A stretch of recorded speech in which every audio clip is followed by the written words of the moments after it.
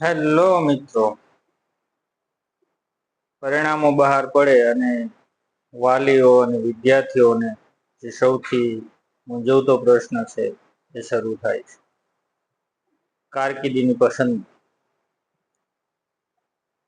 આ કારકિર્દીની પસંદગી છે એ સૌથી કઠિન બાબત છે.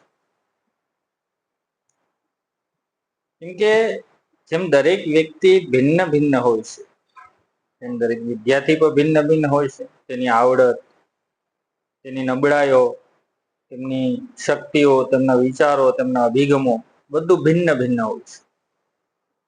એટલે જે બીજા કરે છે એમાં જ બીજા સફળ થાય છે, એમાં પોતે સફળ થાય એવું ચોક્કસ નથી હોતું. આ બાબતમાં અમે આપને મદદરૂપ થવા આવ્યા છે.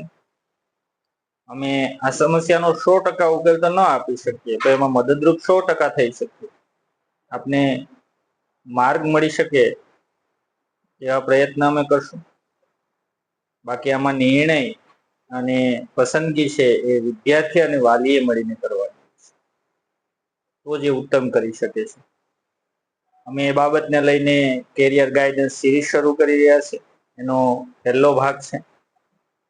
હું છું K S. Ram, career counsellor, model career centre, જિલ્લા રોજગાર કચેરી ગીર સોમનાથથી. અને આજે આપણે વાત કરશું કારકિર્દીના પાયાની બાબતો અને એને જે અસર કરનાર બાબતો છે એના વિશે આપણે વાત કરશું. થોડી ડિટેલ્સ સાથે વાત કરશું. સૌથી પહેલા તો કારકિર્દી એટલે શું? ભિન્ન ભિન્ન વ્યાખ્યાઓ હોય છે. કોઈ આર્થિક રીતે સદ્ધરતા કે ઊંચી સેલેરી, ઊંચો પગાર મળે એને ઉત્તમ ગણાવે છે. કોઈ સત્તાને, કોઈ સામાજિક મોભાને, દરેક વ્યક્તિ અલગ અલગ ગણાવે છે. તો વિશ્વના જે દેશો છે એ લોકોએ જે વ્યાખ્યાઓ કરી છે, ઉત્તમ કારકિર્દી કોને કહેવાય, જે વિચારશીલ લોકો છે એમના આધારે આપણે આજે સમજવાનો પ્રયત્ન કરીએ. તો સૌથી પહેલો જે તબક્કો છે એ આવે સામાજિક બાબત. આ બધાની અંદર જે સંતુલિત હોય છે, સંતુલન સાધવું, સમાનતા લાવવી, એને ઉત્તમ કહેવાય છે. એ પહેલો જે ઘટક છે એ છે સામાજિક. આપણે જાણીએ છીએ કે માણસ એ સામાજિક પ્રાણી છે. સમાજથી દૂર રહી શકતો નથી. આપણે કોરોનાની અંદર આ જોયું છે. તો વ્યક્તિ પોતાના કુટુંબ માટે, પોતાના સમાજ માટે સમય આપી શકવો જોઈએ. માત્ર પગાર કે પોસ્ટ કે મળી જાય, અથવા તો હમણાં આપણે સોશિયલ મીડિયા ઉપર વિડીયો જોઈએ છે કે કોઈ વ્યક્તિ દીવા દાંડી ઉપર, દરિયાની મધ્યમાં ટાપુ ઉપર નોકરી કરે છે. તો આમ વ્યક્તિ એકાંતમાં રહીને જે કામ કરે છે એ અમુક વર્ષ સુધી જ કામ કરી શકે છે, પછી એ પોતે હતાશ બને છે. અને આ જ બાબત છે એ આની મહત્વની છે કે વ્યક્તિ સમાજની અંદર કોઈ ભાગ લઈ શકવો. બીજી બાબત છે આર્થિક. માણસની જે જરૂરિયાતો છે એ અમર્યાદિત છે, એ ક્યારેય પૂરી થઈ શકતી નથી. પરંતુ સારું ભોજન, સારા વસ્ત્રો, સારું રહેઠાણ, પોતાની અને કુટુંબની જે જરૂરિયાતો છે એ મેક્સિમમ પૂરી કરી શકે એટલું વેતન એને પ્રાપ્ત થવું એ જરૂરી છે. એટલા માટે સરકાર પણ દર વર્ષે એક મિનિમમ પગાર છે નક્કી કરે છે, એટલો હોવો જોઈએ. પરંતુ મેક્સિમમ તમે ત્યાં સુધી મેળવી શકો છો કે આમાં એક પણ ઘટકના ભોગે જ્યારે પગાર મળતો હોય તો એ કારકિર્દીનો વીક પોઈન્ટ કહેવાય, એને ઉત્તમ કારકિર્દી ન કહેવાય. ઓવર ટાઈમ કરી શકાય, વધારે કામ કરી શકાય, અમુક સમય સુધી, અમુક દિવસો સુધી, કાયમી માટે. અન્યથા આવક મળે છે, પરંતુ અન્ય બાબતો આપણે ગુમાવીએ છીએ, સ્થિરતા આપણે ગુમાવીએ છીએ. ત્રીજી બાબત છે રાજકીય બાબત. આપણું બંધારણ, આપણા કાયદાઓ, આપણો દેશ, આપણી વ્યવસ્થા એ બધાને માન્ય હોય, એને ક્યાંય નુકસાન ન થતું હોય એવું ક્ષેત્રફળ હોવું જોઈએ। ચોથી બાબત છે શારીરિક। શરીરને કષ્ટ પડે, ઘણી વખત હોય કે ભાઈ અઘરા કામ, ડેન્જર વર્ક,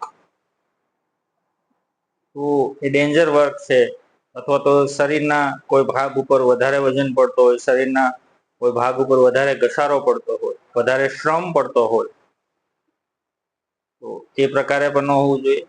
એટલે શારીરિક સંતુલન પર સ્થિરતા હોવી જરૂરી છે। કોઈ એવા ભારે ભરખમ વસ્ત્રો કે હથિયારો કે એવું પણ કે એવું વર્ક પણ ન હોવું જોઈએ કે જે આપણે પગારના ભોગે કે રૂપિયાના ભોગે આપણે આપણા શરીરને નુકસાન ભોગવ્યું। એ ઉપરાંત છે માનસિક બાબત। આપણે જોઈએ છીએ ઘણા એવા દેશો છે, ડેનમાર્ક છે, આઇસલેન્ડ છે, ફ્રાન્સ છે, નોર્વે છે, નેધરલેન્ડ છે, આવા દેશોની અંદર વ્યક્તિને ક્યાંક 4 ડે વીક છે, ક્યાંક એના વર્કમાં લવચિકતા છે, ક્યાંક એ જે કામ કરીને કામના કલાકો પૂર્ણ કરે છે ત્યાર પછી કંપની એનો કોન્ટેક્ટ કરી શકતી નથી, અથવા સરકારી વિભાગો છે તો એનો કોન્ટેક્ટ નથી કરી શકતી। એની જે જરૂરિયાતો છે એને પણ એ મહત્વ આપે છે। એના પછીની બાબત છે આરોગ્ય। આરોગ્ય એટલે એવા વાતાવરણની અંદર કામ નથી કરવાનું જે તમારા આરોગ્ય પર નુકસાન કરે છે। વધારે કલાકો આપણે ઊંઘ ન લેતા હોય, આપણે સારો ખોરાક ન લેતા હોય, સારો ખોરાક પાચન ન કરી શકતા હોય, સતત ગરમીની સાથે કામ કરવાનું થતું હોય, વધુ પડતી ઠંડીની અંદર કામ કરવાનું થતું હોય, ટૂંકમાં આપણું જે આરોગ્ય છે એ પણ સંતુલિત રહેવું જોઈએ। અને એ પછીની બાબત છે એ છે વિકાસની તક। વ્યક્તિ એકને એક કામ એકને એક સ્થળે વર્ષો સુધી ન કરી શકે। એનું જે કામ છે એની કદર થવી જોઈએ, એની ગુણવત્તા જળવાવી જોઈએ, ગુણવત્તાનું મૂલ્યાંકન થવું જોઈએ, એને આગળ વધવાની તક પૂરી પાડવી જોઈએ। તો વ્યક્તિ ઉત્સાહમાં રહે, વ્યક્તિ ગુણવત્તાયુક્ત કામ કરશે, વ્યક્તિ વધુ કાર્ય માટે પ્રેરિત થશે, નવું વિચારવા માટે પ્રેરિત થશે। તમે સતત કામ, જે માનસિક બાબત છે કે સતત કામ, વધારે કલાકો સુધી કામ એ કાર્યની ગુણવત્તા બગાડે છે, વ્યક્તિનું આરોગ્ય બગાડે છે, અને જે કાર્યક્ષમતા હોય છે એમાં પણ ઘટાડો કરે છે। આ વિકાસની તક એ જ બાબત છે કે વ્યક્તિ કામ કરે છે તેને યોગ્ય તક પ્રાપ્ત થવી જોઈએ। આ તમામ ઘટકોની વચ્ચેનું સંતુલન કે સ્થિરતા એ ઉત્તમ કારકિર્દીના ઉદાહરણ તરીકે આપણે રજૂ કરી શકીએ। ને પછીની આપણે જે બાબત જોઈએ છે, કારકિર્દી ઘડતરને અસર કરનાર પરિબળો ઘણા બધા હોય છે, નાના નાના ઘણા હોય છે, પરંતુ આપણે અહીંયા જે લેવામાં આવ્યા છે એ મુખ્ય ઘટકો કયા છે એના ઉપર ચર્ચા કરશું કે જે સૌથી વધુ અસરકારક છે। એ તો પહેલું છે વારસો। આપણું શારીરિક, આપણું માનસિક જે બંધારણ છે એ આપણા માતા પિતા તરફથી પ્રાપ્ત થાય છે, એને વારસો કહેવામાં આવે છે। એવો છે કે એ તમને કંઈક પ્રેરિત કરે છે। આપણો પરંપરાગત કામો જે હતા, વારસાગત કામો જે હતા, એમાં વ્યક્તિત્વ વિકાસમાં સૌથી વધુ જે કોઈનો ફાળો હોય તો એ વારસાનો રહેતો। 70%, 80% સુધી આજના સમયમાં બદલાવ આવ્યો છે, પણ તેમ છતાં એક અસર તો કાયમી માટે રહે જ છે। એટલે પહેલું ઘટક છે કારકિર્દી ઘડતરની અંદર એ છે વારસો। બીજું છે વાતાવરણ। અહીંયા વાતાવરણ એટલે આપણી આસપાસ રહેલા ઘટકો જે આપણા વિકાસની અંદર અસર કરે છે। આપણા પડોશી, આપણા મિત્રો, આપણું શાળાનું ગ્રુપ, આપણું ધાર્મિક ગ્રુપ, બધા પર અસર કરતા હોય છે। આપણે જાણીએ છીએ કે કેરળ જેવા રાજ્યની અંદરથી સૌથી વધારે આઈએએસ આઈપીએસ હોય છે, બિહારની અંદર, યુપીની અંદર, રાજસ્થાનની અંદર સૌથી વધુ બેંક કર્મચારીઓ હોય છે। શા માટે? તો બિહારનું કોઈ એવું ગામ છે કે જેની અંદર સૌથી વધુ આઈએએસ અધિકારીઓ છે, એના વાતાવરણની અસર છે। આપણે ઉનાની અંદર, ગીર સોમનાથ જિલ્લાના ઉનાની અંદર પણ એક ગામ એવું છે, ત્યાંથી સૌથી વધુ આર્મીની અંદર યુવાનો જોડાય છે. તો એના વાતાવરણની ઇફેક્ટ છે.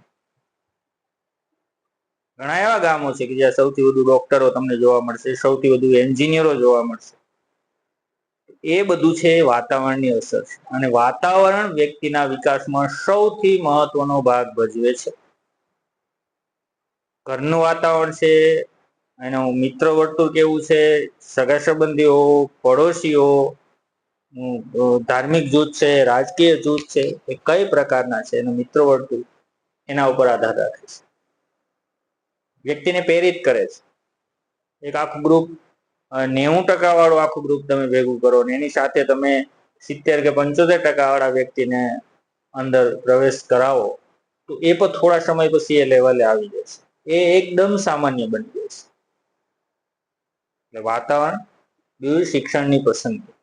ઘણી વખત અહીંયા જે સૌથી મોટી ભૂલો આપણે થતી હોય છે, બાળકને, વિદ્યાર્થીને બીજું પસંદ હોય અને માતા પિતા બીજું પસંદ કરાવે, શિક્ષકો બીજું પસંદ કરાવે, એવું બની શકે. અથવા તો બીજાને જોઈને પસંદ કરાવે કે પેલો આમ છે એટલે આપણે આમ કરવું છે, પેલો ડોક્ટર થયો છે તો આપણે ડોક્ટર બનાવશું, પેલો એન્જિનિયર થયો તો આપણે બનાવશું. એ અને આ બંને અલગ અલગ છે. એની મહેનત, એના આયોજનો, એના માર્ગદર્શકો અને માતા પિતાઓ, તમામ વસ્તુ ભિન્ન ભિન્ન છે. તો એક જ માર્ગ કેવી રીતે બની શકે છે?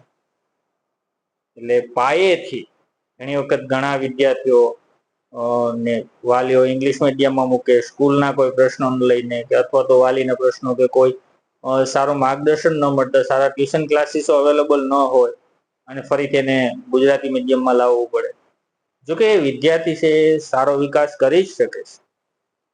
ઘણી વખત એવું બને, હોશિયાર વિદ્યાર્થી હોય અને તમે એના માટે એવી સ્કૂલ પસંદ કરો છો કે જ્યાં એ દિન પ્રતિદિન નબળો પડતો જાય છે, એને એના લેવલનું મળતું નથી, અને એ સમાન બાબત હોય છે. બીજી બાબત છે સ્વ ઓળખ. સ્વ ઓળખમાં સૌથી વધુ વાલી અને શિક્ષકોએ ભાગ ભજવ્યો છે. ઘણી વખત ઓવર કોન્ફિડન્સ હોય તો અંડર કોન્ફિડન્સ હોય.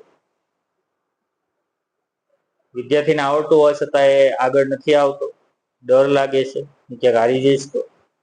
અથવા તો ઘણા વિદ્યાર્થીઓ ઓવર કોન્ફિડન્સ હોય, પોતાની જાત પછી ન હોવા છતાં બતાવતા હોય.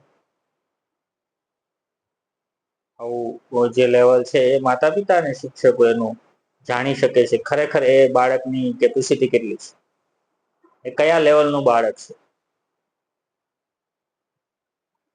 તો એ સ્વયં શિસ્ત સૌથી મહત્વનો ટોપિક, સૌથી મહત્વની બાબત. તમે કોઈ પણ વ્યક્તિ હોય, સેલ્ફ ડિસિપ્લિન, એ ધારે છે કે હું આમ કરીશ એટલે થાય. પોતાની જાત સાથેની ડીલ એટલે સ્વયં શિસ્ત.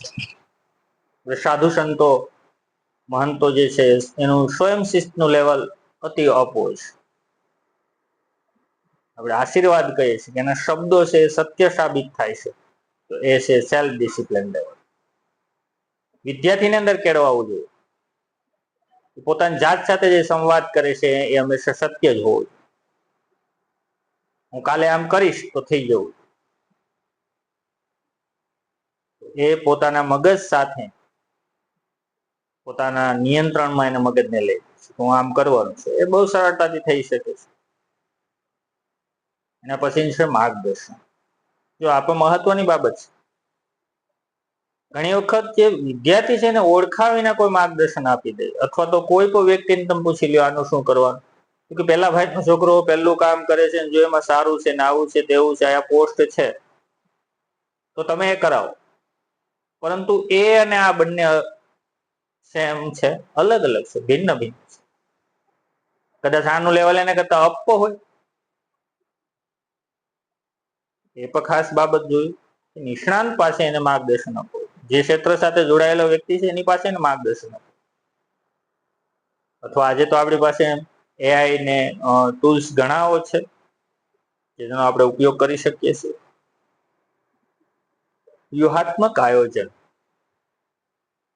કાર્યક્રમની અંદર એપીજે અબ્દુલ કલામ સાહેબ કોઈ સ્કૂલની અંદર ગયા અને ત્યાં એક 9મા ધોરણની વિદ્યાર્થીની એવો પ્રશ્ન કરે છે, સર મારે આઈએએસ બનવું છે તો શું કરવાનું? ત્યારે એપીજે અબ્દુલ કલામ સાહેબને પોતાના કાન ઉપર વિશ્વાસ ના આવ્યો. ધોરણ 9ની સ્ટુડન્ટ આ પ્રશ્ન કરી શકે? એટલે ફરીથી એને પૂછ્યું, શું તમે ખરેખર એવું કહો છો કે આઈએએસ બનવા માટે શું કરવું? ત્યારે પેલી સ્ટુડન્ટ કહે છે, હા. તો એક વસ્તુ વિચારવા જેવી છે કે ધોરણ 9ની સ્ટુડન્ટ આજે એને સ્વપ્નનું નક્કી કરી લીધું છે શું બનવું છે. એની પાસે 6 વર્ષ કરતા વધુનો સમય હશે અને 6 વર્ષની અંદર એ પોતાનું આયોજન છે, કઈ કઈ બાબતો જરૂરી છે, કઈ નબળાઈઓ છે દૂર કરવી છે, શું કયા કયા ઘટકો મહત્વના છે, કયા પાસા મહત્વના છે, એનો એ વ્યવસ્થિત આયોજન બનાવે છે. અને લોંગ ટાઈમ આયોજન જે છે એ તમારા સંઘર્ષને ઘટાડે છે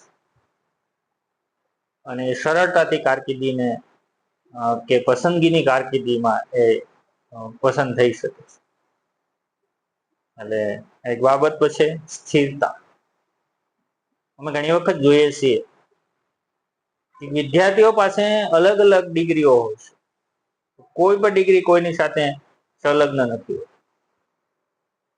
સાયન્સ બીએસસી કરેલો હોય તો અહીંયા આઈટીઆઈ કર્યું હોય, 12 સાયન્સ હોય તો ત્યાં બીએ હોય.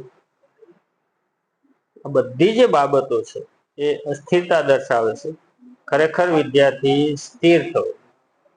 તમે એક જ વિષય સાથે નિષ્ણાત બનો છો ત્યારે એની અંદર સારું પરફોર્મન્સ આપી શકો અને જ્યારે એને સ્પર્ધામાં ઉતરવાનું થાય એના હરીફો સામે સરળતાથી જીત મેળવી શકે છે. એ પછીની બાબત છે સંઘર્ષ. સંઘર્ષ વિના શોર્ટકટથી કાંઈ મળતું નથી. સંઘર્ષ એ તમને મજબૂત બનાવે છે, દરેક તબક્કે મજબૂત બનાવે છે. શિક્ષણની અંદર આપણે શિક્ષણ મેળવતી વખતે ઓપ્શનલ કાઢી નાખીએ, આઈએમપી આપણે અલગ તારવીએ છીએ, એક જ વખત લખીને મૂકી દઈએ છીએ, સમજતા નથી, માત્ર પરીક્ષા માટે તૈયારીઓ કરીએ છીએ, તે આપણને મજબૂત બનાવતો નથી. એટલે સંઘર્ષ છે એ જ કારકિર્દીને મજબૂત બનાવે છે, તમારા દરેક સ્ટેપને મજબૂત બનાવે છે. એના પછી છે તકની ઓળખ. સૌથી મહત્વની બાબત છે તમારી સામે જે તક આવે છે એને ઓળખ એ આપણને આવડવી જરૂરી છે. ઘણી વખત આપણે કહીએ કે તો બહુ ઓછા પર્સન્ટેજ હતા તેમ છતાં એ સારી નોકરી મળી ગઈ, આ સારી પોસ્ટ મળી ગઈ છે, સારો પગાર છે, જ્યારે આ સારા રેન્ક સાથે પાસ હોવા છતાં એને નથી એવું મળતું. નસીબ આવા છે તેવા છે. ક્યાંક તક જે છે એ ઝડપવાની ભૂલાઈ ગઈ છે. એટલે તકને પણ આત્મસાત કરવી એ જરૂરી છે. આ તમામ ઘટકો ઓછા વત્તા અંશે ક્યાંક ને ક્યાંક લાગુ પડે છે. વાલીઓએ પોતાના બાળકને આ દરેક બાબત છે એ સેન્સિટિવલી જોવી જોઈએ. એનો બાળકને ઓળખાણ હોવી જોઈએ, એનો સ્વયં શિસ્ત લેવલ છે એ ઉપર જાય એવું જોવું જોઈએ, એનો આત્મવિશ્વાસ હોય તો કે વધુ પડતો આત્મવિશ્વાસ ન હોય એ જોવું, ઓછો આત્મવિશ્વાસ ન હોય એ જોવું, એની જે કોમ્યુનિકેશન સ્કિલ છે એનો વિકસાવવી, રાઇટિંગ સ્કિલ વિકસાવવી. આમ એની સાથે સંકલિત જે વિષય છે એની સાથે સંકલિત દરેક બાબતનો વિકાસ કરવો, યોગ્ય માર્ગદર્શન પૂરું પાડવું, આ બધી બાબતો છે એ ઉત્તમ કારકિર્દી ઘડતર માટે જરૂરી છે. દરેક તબક્કે આમાં ધ્યાન રાખવું પણ મહત્વનું છે. આજે વાત છે આ બંને પાસાઓ પર આપણે કરી કે ઉત્તમ કારકિર્દી એ કોને કહી શકાય અને બીજી બાબત કે કારકિર્દી ઘડતરમાં કયા પાસાઓ મહત્વના છે. અહીંયા જે વેબસાઇટ છે એ અમારી ભારત સરકારની છે, નેશનલ કેરિયર સર્વિસ. એના ઉપર કેરિયર ઇન્ફોર્મેશનમાંથી પણ ઘણી ઇન્ફોર્મેશન મળી શકે છે. અને મહત્વની વાત કે ઉત્તમ કારકિર્દી એ જ્ઞાન, કૌશલ્ય અને યોગ્ય માનસિકતાનું મિશ્રણ છે. ફરીથી કહું છું, કારકિર્દીમાં વિદ્યાર્થી સૌથી મહત્વનો વ્યક્તિ છે અને સેકન્ડ નંબર એમના વાલી, થર્ડ નંબર એનો વાતાવરણની અંદર જે એના ઘટકો છે એની સાથે જોડાયેલા એ. હવે પછી આપણે કારકિર્દી કેવી રીતે પસંદ કરી શકાય એ મુદ્દા ઉપર ચર્ચા કરશું. આભાર.